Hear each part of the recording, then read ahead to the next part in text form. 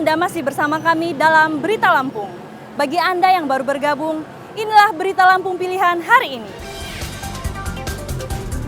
Rumah sakit penawar Medika.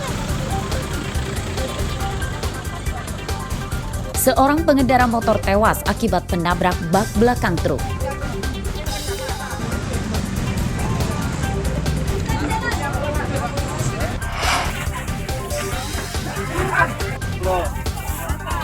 Sehari jelang masuk sekolah, toko buku dan seragam ramai diserbu wali murid.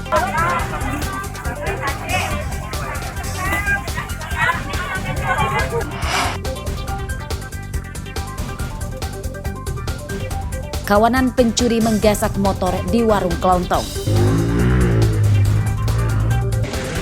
Ya gini udah. Satu di sini, satu masuk ke dalam.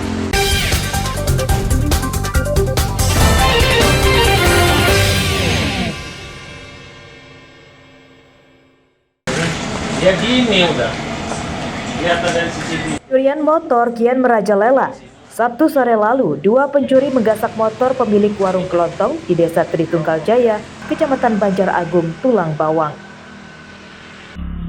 Pencurian terekam CCTV. Pelaku dua orang datang berboncengan yang awalnya berpura-pura membeli rokok di warung korban. Pelaku kemudian menggasak motor korban yang diparkir di samping warung.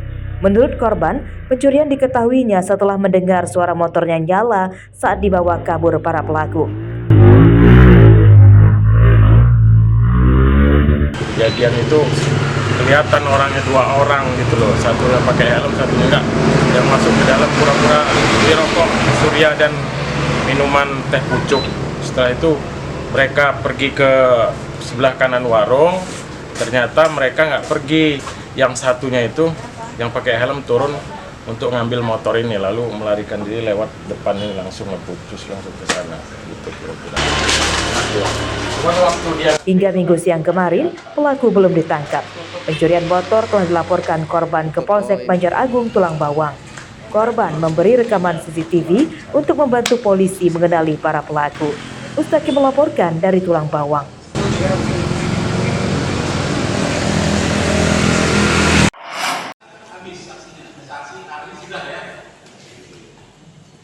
Kasus dugaan korupsi proyek instalasi pembuangan air limbah atau IPAL di Kecamatan Metro Timur dan Metro Pusat tahun 2021 kembali disidangkan pada Jumat siang di Pengadilan Negeri Tanjung Karang, Bandar Lampung.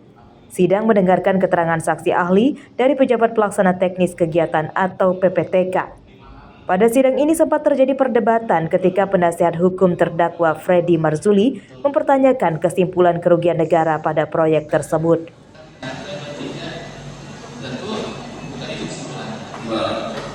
Di dalam klarifikasi itu kan memberikan keterangan atas. Apakah saksi boleh menyatakan bahwa ini adalah sebuah kerugian negara? Boleh tidak? Maaf, saya. Iya, sebagai saksi ahli, apakah boleh BPKP sebagai saksi ahli menyatakan ini ada kerugian, ini adalah kerugian negara? Bisa atau tidak? Bisa. Ahli itu berani menyimpulkan bahwa ini kerugian negara. Padahal sebenarnya ahli tidak boleh menyimpulkan ini kerugian negara, atau memastikan ini kerugian negara. Satu itu. Yang kedua, ahli tidak memanggil saksi dari PPTK. Dugaan korupsi proyek IPAL di Metro ini menyeret Freddy Marzuli, Sekretaris Dinas Perumahan dan Permukiman atau Perkim Pemkot Metro sebagai terdakwanya. Pada pembacaan dakwaan di sidang sebelumnya, jaksa mengungkap dari nilai proyek sebesar 1,2 miliar rupiah tersebut, dana yang dikorupsi oleh terdakwa diduga hampir separuhnya, yakni hampir 400 juta rupiah. Pada kasus ini ditemukan beberapa belanja fiktif dan penggelembungan upah pekerja. Arsadi Saputra melaporkan dari Bandar Lampung.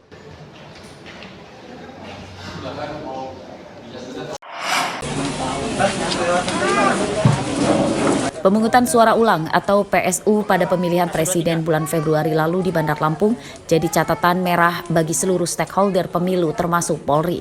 Permasalahan yang digugat salah satunya adalah surat suara yang sudah tercoblos, tidak terdeteksi polisi sejak awal. Kasus itu pun sampai sekarang terkesan hilang dan tidak ada satupun pelakunya yang ditangkap. Hal ini terungkap pada pembekalan persiapan pengamanan Pilkada serentak akhir tahun ini kepada personel Babin Kamtibmas se-Bandar Lampung oleh Badan Pemelihara Keamanan atau Baharkam Mabes Polri Jumat lalu. Babin Kamtibmas diimbau lebih bekerja keras lagi dan berbaur dengan masyarakat supaya informasi potensi konflik bisa terdeteksi sejak awal. Dari evaluasi yang kita lakukan terhadap pelaksanaan pilek dan pilpres. Karena kami laporkan bahwa ada 3 TPS di wilayah kami yang melaksanakan PSU. Kemudian kami berkomunikasi, berkolaborasi, berkoordinasi dengan teman-teman penyelenggara. Harapannya nanti ke depan bahwa pelaksanaan pilkada ini tidak ada lagi PSU di wilayah kami. Apa yang dia kerjakan? Saya kira dia banyak melakukan sambang, tatap muka, door to door, Jumat curhat, memonitor semua apa yang terjadi di wilayah. Kalau ada yang menonjol, dilaporkan kepada Kapolsek. Kapolsek melaporkan kepada Kapolri. Pada pemilu presiden dan legislatif Februari 2024, total terdapat 7 TPS di Lampung yang menggelar pemungutan suara ulang. 3 TPS di Bandar Lampung, 1 di pesisir barat, 1 di Lampung Timur, 1 di Pesawaran, dan 1 di Lampung Barat. Robi Laste melaporkan dari Bandar Lampung.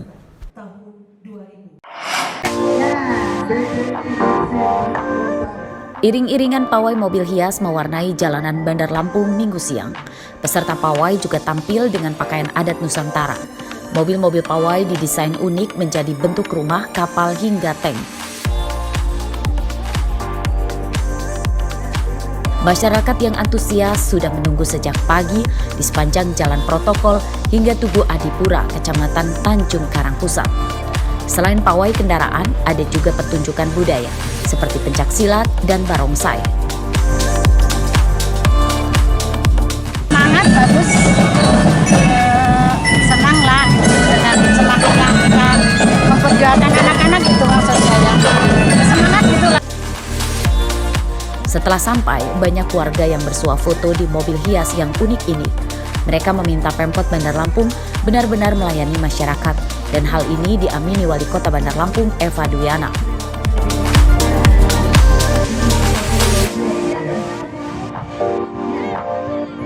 Berkat kebersamaan kita, bersatunya kita, HUT Kota Bandar Lampung berjalan dengan baik dan lancar, dan harapan kita ke depan Kota Bandar Lampung harus terlihat oleh bukan hanya provinsi saja, tapi terlihat oleh se-Indonesia bahwa Kota Bandar Lampung bisa memberikan yang terbaik, terutama untuk pembangunannya dan juga wisata kuliner yang ada di Bandar Lampung. Pawai digelar sebagai puncak acara perayaan hari ulang tahun ke-342 Bandar Lampung. Pemkot Bandar Lampung berjanji selain mempromosikan wisata juga kuliner lokal dan UMKM. Jeffrey Arifin melaporkan dari Bandar Lampung.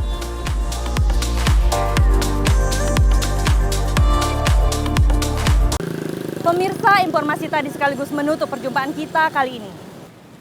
Saya Iin Hermayani beserta redaksi yang bertugas berterima kasih. Selamat beraktivitas kembali, sampai jumpa.